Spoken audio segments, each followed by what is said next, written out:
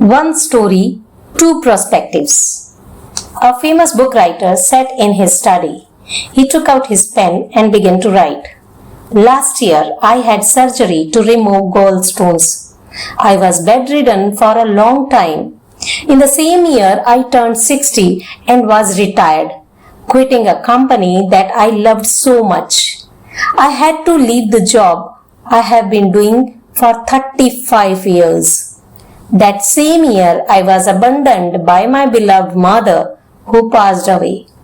Then, still in the same year, my son failed his final medical exam because of a car accident. Repair costs from the car damage marked the peak of the bad luck last year. At the end, he wrote, What a bad year. The writer's wife entered the room and found her husband, who was sad and pensive. From behind, the wife saw the husband's writing. Slowly, she backed away and left the room. 15 minutes later, she came back in and put down a piece of paper with the following words.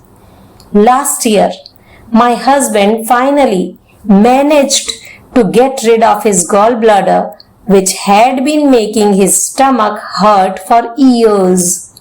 That same year, I am grateful that my husband was able to retire in a healthy and happy state of mind and body. I thank God he was given the opportunity to work and earn for 35 years to support our family. Now, my husband can spend more of his time writing, which has always been his hobby. In the same year, my 95 years old mother-in-law, without any pain, returned to God in peace. And still in the same year, God protected our son from harm in a terrible car accident.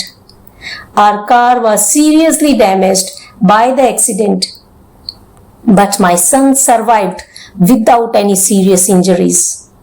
In the last sentence, his wife wrote, Last year was a year full of extraordinary blessings from God, and we spent it full of wonder and gratitude. The writer smiled with emotion, and warm tears flowed down his cheeks.